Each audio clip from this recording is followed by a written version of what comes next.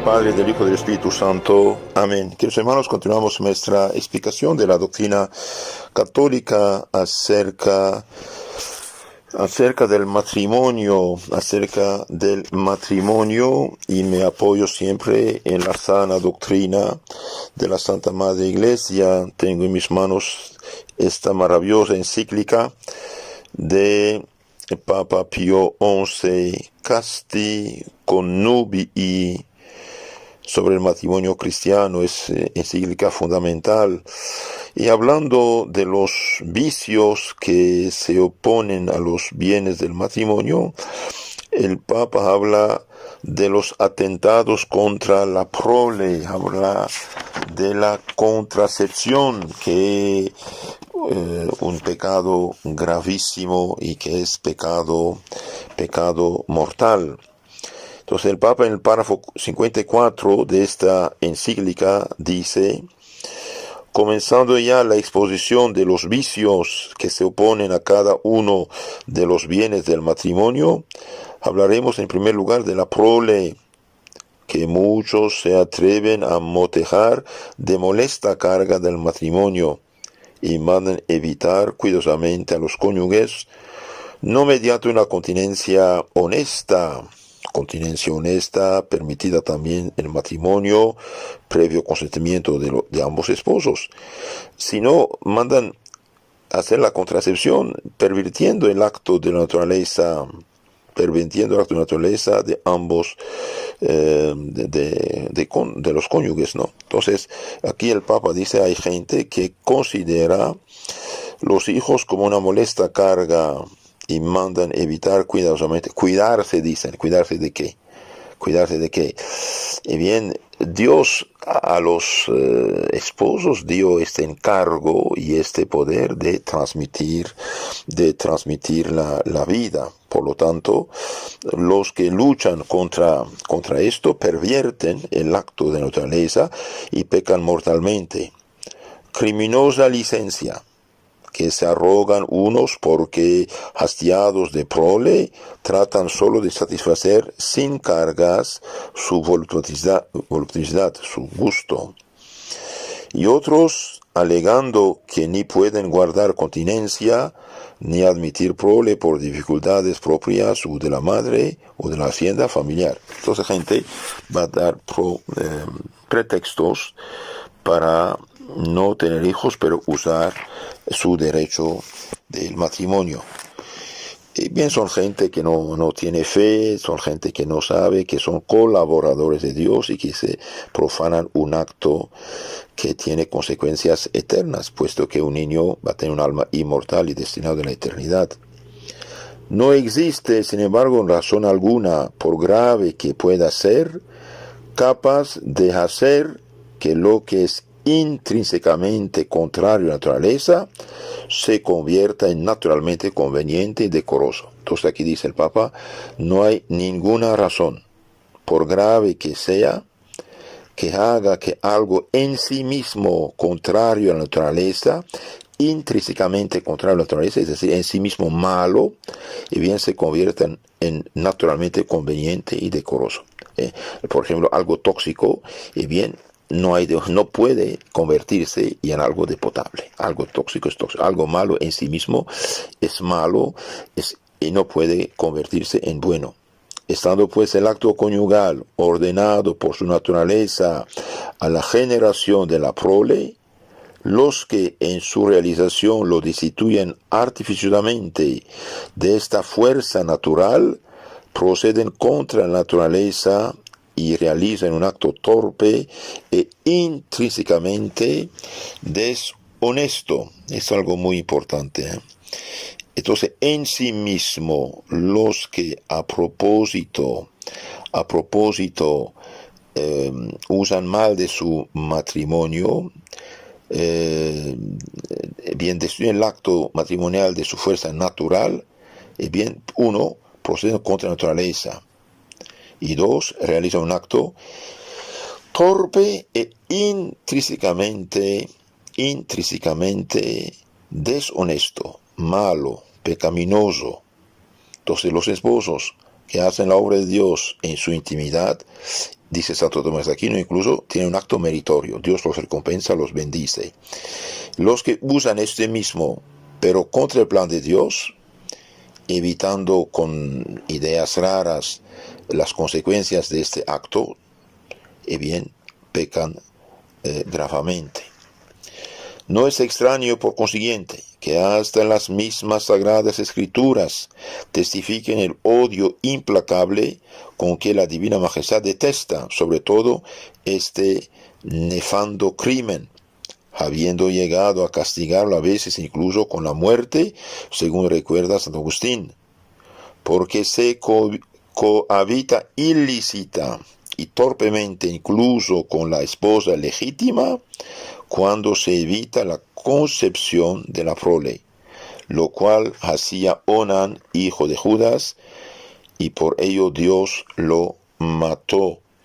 Entonces en la Biblia vemos, Génesis 38, 8 y 9, bien, Onán, hijo de Judas, en su acto conyugal, no quería tener hijos. ¿Y qué hacía? Bien, inventó el pecado vergonzoso que lleva su nombre, onanismo, derramando su semen fuera del vaso de la esposa. Entonces Santo Agustín dice, se cobita, duerme ilícita y torpemente incluso con la esposa legítima, cuando se evita la concepción de la prole, cuando uno deliberadamente va contra el plan de Dios. No es que cada vez hay una concepción de un niño.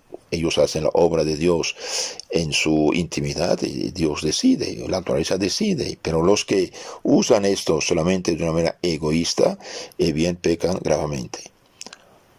Onán, hijo de Judas, fue matado por Dios mismo por la interrupción del acto conyugal para no tener hijos. Puesto que algunos, apartándose manifiestamente de la doctrina cristiana, enseñada ya desde el principio y sin interrupción en el tiempo, han pretendido recientemente que debía implantarse solemnemente una doctrina distinta sobre este modo de obrar, la Iglesia Católica, a quien Dios mismo ha confiado la enseñanza y defensa de la integridad y honestidad de las costumbres, la Iglesia Católica, en medio de esta ruina de las mismas costumbres, para conservar inmune de esta torpe lacra la castidad de la alianza conyugal, como signo de su divina misión, eleva su voz a través de nuestra palabra y promulga de nuevo. Aquí es muy importante lo que dice el Papa, es un acto dogmático, en nombre de Dios habla. La Iglesia Católica, a través de nuestra palabra, promulga de nuevo que todo uso del matrimonio, en cuyo ejercicio el acto conyugal queda privado por industria de los hombres de su fuerza natural de procrear vida, infringe la ley de Dios y de naturaleza, y quienes tal hicieren contraen la mancha de un grave delito. Entonces aquí el Papa en el Castigo Nubi, párrafo 57, dice algo de suma importancia. Ojalá pudieran tener este texto, copiarlo, memorizarlo, publicarlo, porque es muy importante.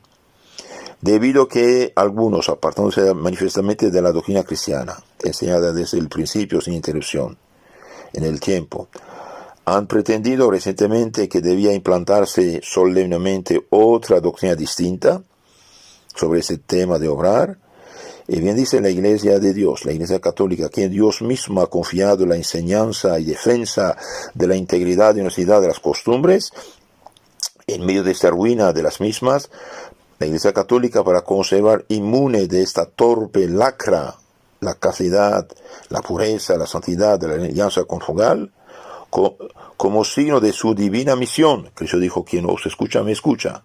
San Lucas 10:16. Como signo de su divina misión, eleva su voz a través de nuestra palabra y promulga de nuevo. ¿Qué promulga?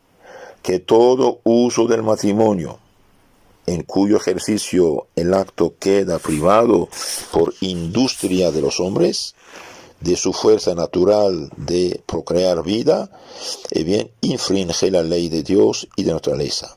y quienes tal hicieren contraen la mancha de un grave delito, de un pecado mortal.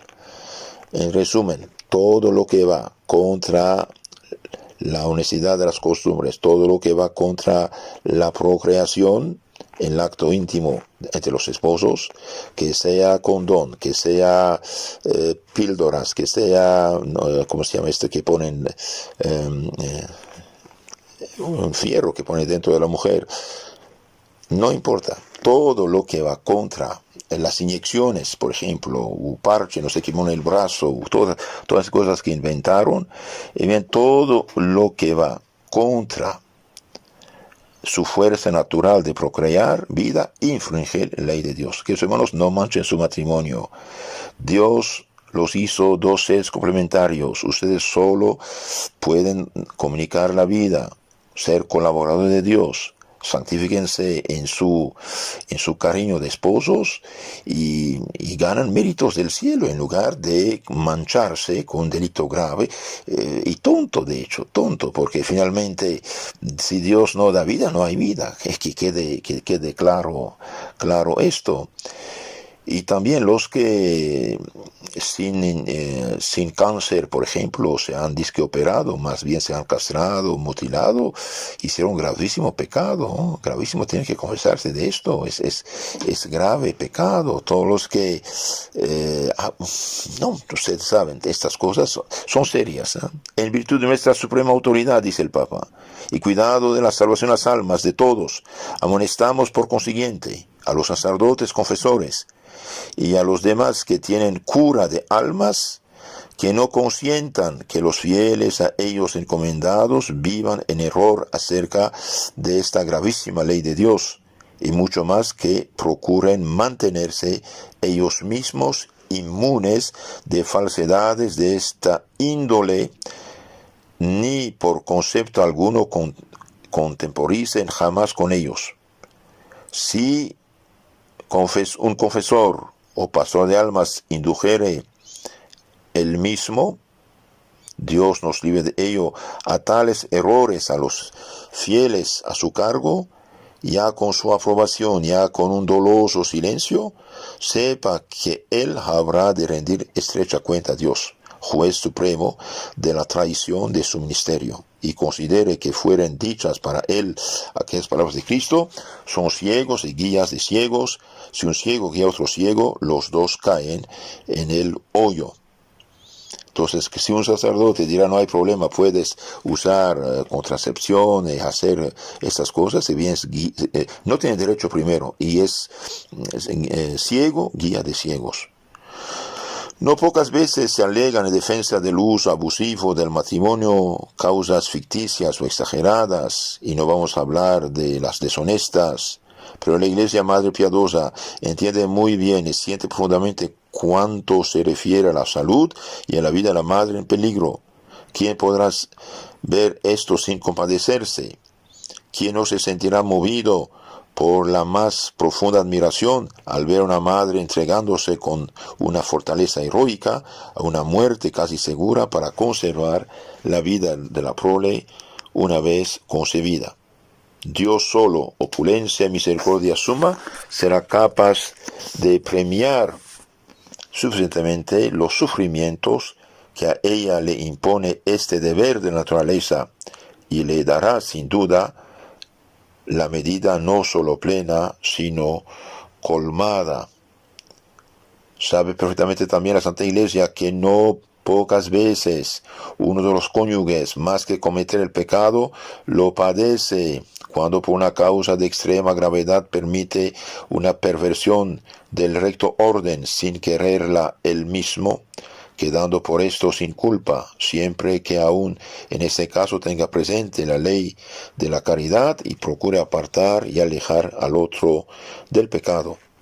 Tampoco puede decirse que proceden contra naturaleza aquellos cónyuges que hacen uso de su derecho de un modo recto y natural, aun cuando por causas naturales, ya de tiempo, ya de otros defectos, no puedan hacer de ello nueva vida. ellos hacen su obra de la naturaleza. Hay vida, gracias a Dios. No hay vida, gracias a Dios. No hay problema. Incluso los estériles pueden usar de su matrimonio sin ningún problema. Pues existen también, tanto en el matrimonio mismo cuanto en el uso del derecho conyugal, fines secundarios, cuáles son la mutua ayuda, el fomento del amor recíproco y el sosiego de la concupiscencia, cuya consecución no está prohibida en modo alguno a los cónyuges, con tal de que quede a salvo la intrínseca naturaleza del acto y por consiguiente su debida ordinación al fin primario. Entonces los esposos que usan de su matrimonio como Dios manda, Dios los bendice con tal que no haya la idea de evitar la procreación de un hijo si Dios lo diera. Nos contrista asimismo profundamente las quejas de aquellos cónyuges que, acosados por la dura necesidad, encuentran enormes dificultades por el sostenimiento de los hijos. Habrá que cuidar, sin embargo, y de la manera más absoluta, que las condiciones funestas de las cosas externas no originen un error mucho más funesto todavía, usando mal de su matrimonio.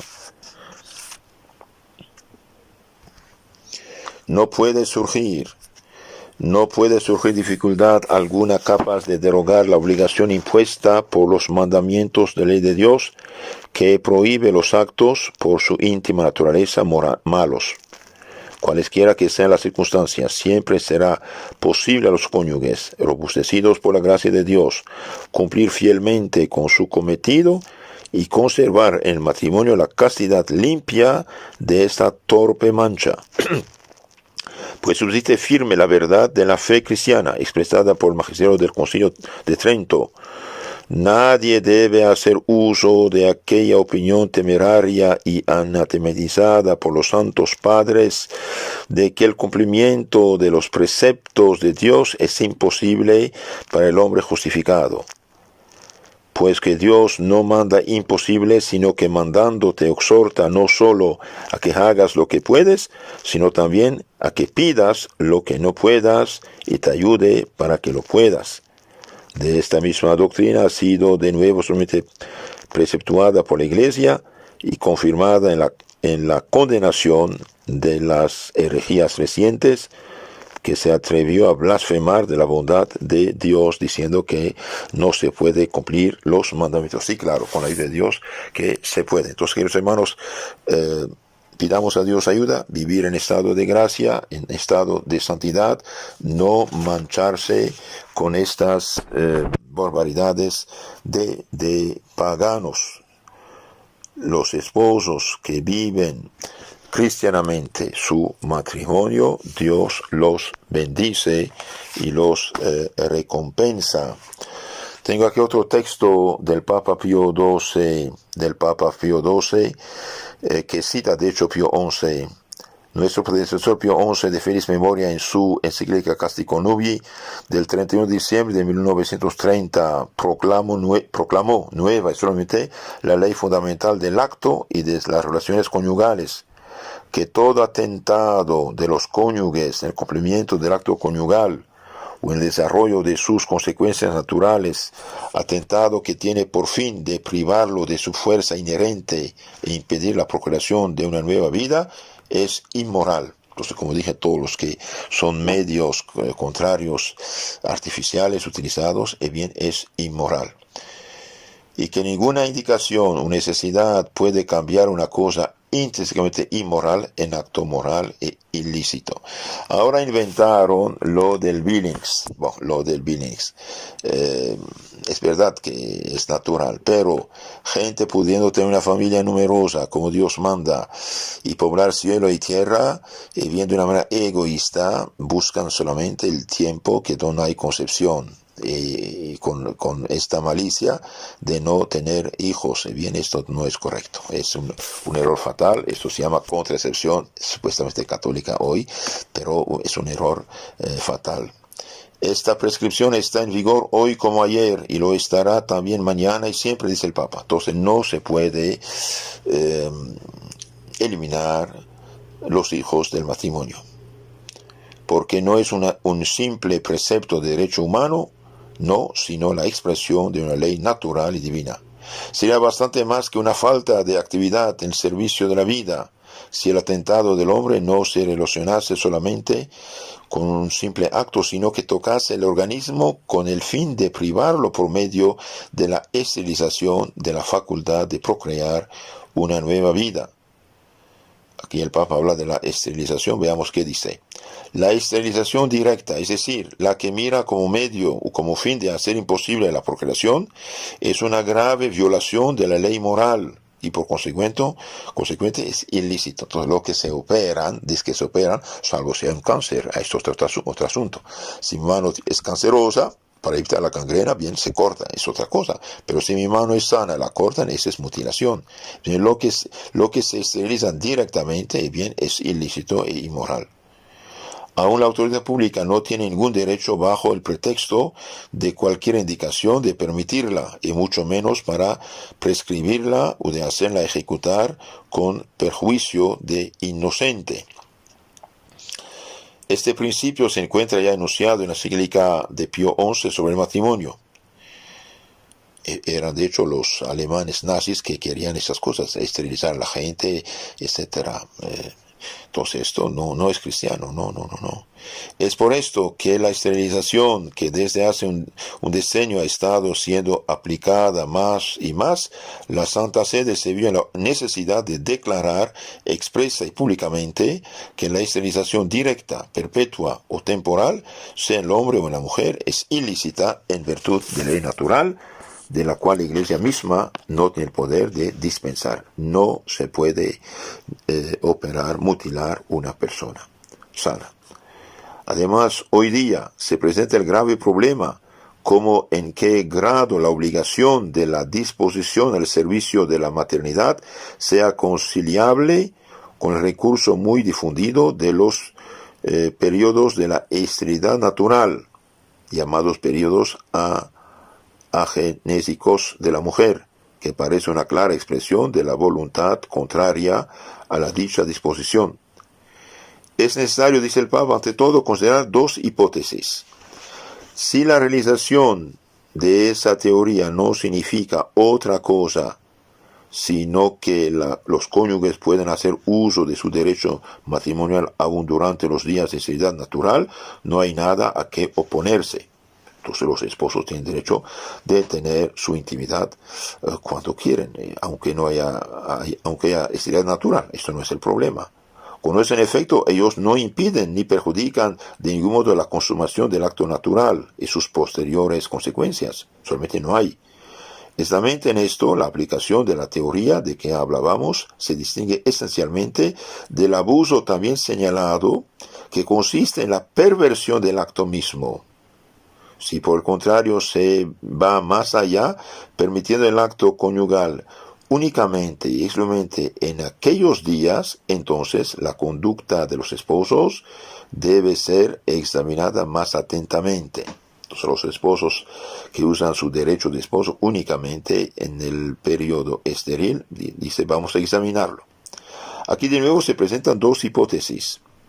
Si en la conclusión del matrimonio al menos uno de los cónyuges hubiese tenido la intención de restringir el derecho matrimonial a los periodos de esterilidad, y no solamente su uso de manera que en los otros días el otro cónyuge no tuviese ni siquiera el derecho de pedir el acto, esto implicaría un defecto esencial del contrato matrimonial, que podría con esto invalidar el matrimonio mismo, porque el derecho derivado del contrato matrimonial es un derecho permanente, ininterrumpido y no intermitente de cada uno de los cónyuges. Entonces aquí dice el Papa, si alguien se casa con la idea de usar el matrimonio únicamente cuando no puede tener hijos, y viene y se niega a dar su derecho al esposo o a la esposa en tiempo fértil, pienso sería un matrimonio inválido.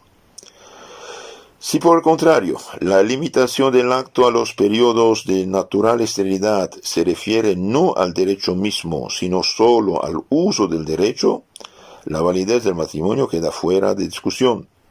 Sin embargo, la rectitud moral de una tal conducta de los cónyuges se podría afirmar o negar según que la intención es de observar constantemente los periodos esté basada o no sobre motivos morales suficientes y seguros.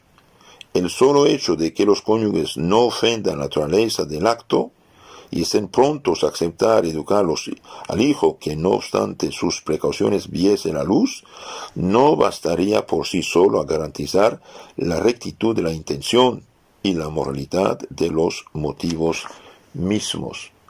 La razón está en que el matrimonio obliga a un estado de vida, el cual impone el cumplimiento de una obra positiva referente al estado mismo. En tal caso se puede aplicar el principio general que una prestación positiva no puede ser omitida sin graves motivos, independientes de la buena voluntad de aquellos que se hayan obligados, demostrando que aquella prestación es inoportuna, y prueban que no se puede del solicitante, en este caso el género humano, justamente pretender. El contrato matrimonial que confiere a los esposos los derechos de satisfacer las inclinaciones de naturaleza los constituye un estado de vida, el estado matrimonial. Ahora bien, a los cónyuges que hacen uso del acto específico de su estado, la naturaleza, el creador, les impone la función de proveer para la conservación del género humano. Esta es la prestación característica que da valor propio a su estado, el bien del hijo. El individuo y la sociedad, el pueblo, el Estado y la Iglesia misma dependen para su existencia en el orden establecido por Dios del matrimonio fecundo. Por consiguiente, abrazar el estado matrimonial, usar continuamente la facultad propia de él y solo lícita, y de otra parte sustraerse siempre y deliberadamente, sin un grave motivo, a su deber primordial, sería pecar contra el sentido mismo de la vida conyugal. Entonces los que buscan únicamente los periodos estériles para tener intimidad y no quieren tener hijos, bien van contra su propio estado, no cumplen con su deber. De esta prestación positiva obligatoria pueden eximir por mucho tiempo, aun por la duración del matrimonio, serios motivos como aquellos que no son raros en la llamada indicación médica.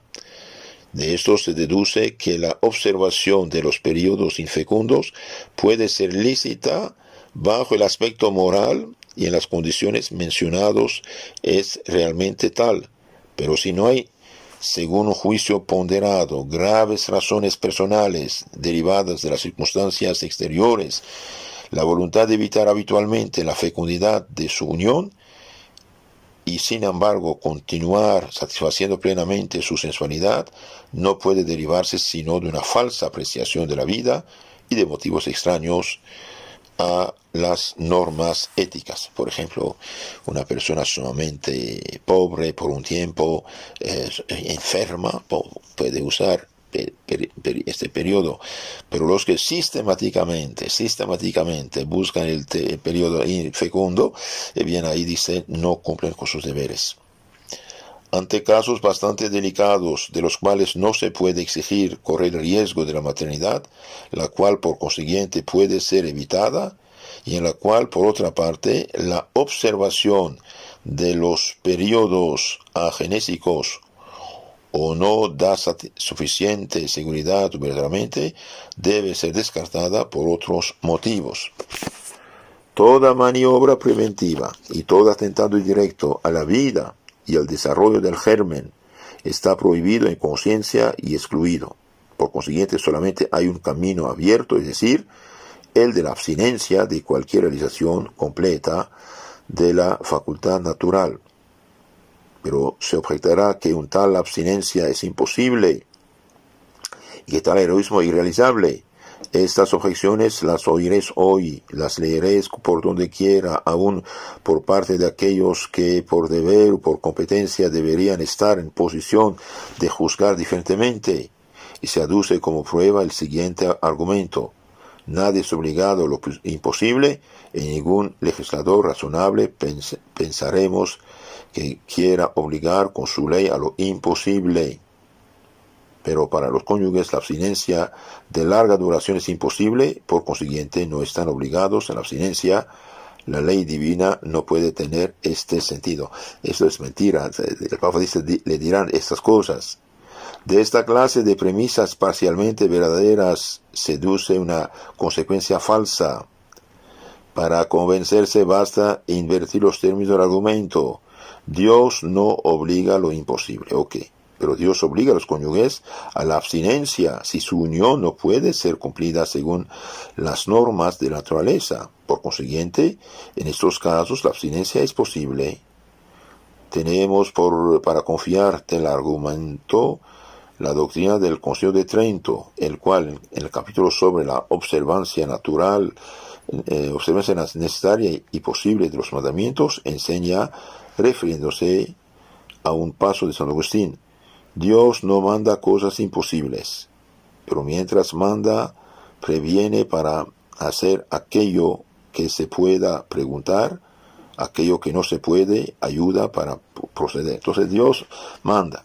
Bien, haga lo que puedes y pida a Dios ayuda para cumplir lo que no puedes. Bien, aquí todo ese discurso es discurso del Papa Pío XII, el 29 de octubre de 1951.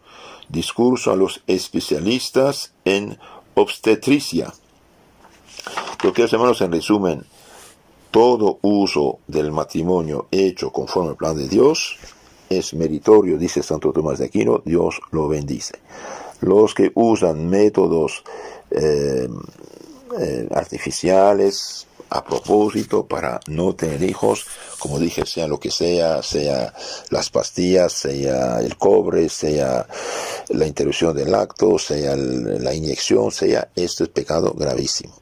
Ahora, se puede usar su matrimonio en periodo fecundo y no fecundo, pero sin excluir la prole. Y los que únicamente usan los periodos infecundos con la idea de no tener hijos, esto, el disque-billing, si bien es un abuso, es un error y realmente no cumplen con su deber, aunque hoy se practica esto en muchos lugares, en muchas iglesias, como si fuera la norma. No, una familia pudiera tener 5, 6, 8, 10 hijos, que tiene 1, 12 puntos, y bien, es egoísmo, no cumple con su deber, es una invención reciente que no cumple. Los esposos deben siempre ser abiertos a la vida, y no olviden, cuando uno vive en pecado nada funciona, cuando uno vive en santidad todo funciona. Entonces, vivir en santidad, comunión, confesión, oración, sacrificio, abnegación, y bien, todo esto ayuda a ser instrumentos de Dios. No olvidemos que la corona de una madre, de un padre en el cielo, son los hijos que han procreado. El futuro Santo Hermano Pedro, el futuro San Francisco, el futuro Santo Ignacio, el futuro Santa Teresa o Santa Mónica o Santa Teresita, el futuro San Juan Bosco, bien, son los niños que nacen hoy. Si no hay hijos, no hay cristianos. Así de sencillo. Y hoy nos han enseñado tantas cosas que son de ateos, que son de paganos, de gente realmente que no tiene ni idea de lo que es un ser humano. Como dije ya, supongamos usted tiene un hijo, hoy nació un hijo, tu vecino compró el carro del año. 25 años después, ¿qué tiene? El otro tiene una carcancha, una ferralla, que va a vender el kilo, y usted tiene un hijo, un joven, una hija de 25 años. Entonces, no tengamos miedo, no tengamos miedo. Dios mismo es el autor de la vida, y debemos ser abiertos a la vida. Que Dios los bendiga, y no olviden, como dijo, pedir la gracia de su matrimonio. Una protección especial que Dios da a los esposos, precisamente para soportar, aguantar y cumplir con sus deberes y santificarse en su propio matrimonio. Viva la familia católica y viva la familia numerosa. Bendición de Dios.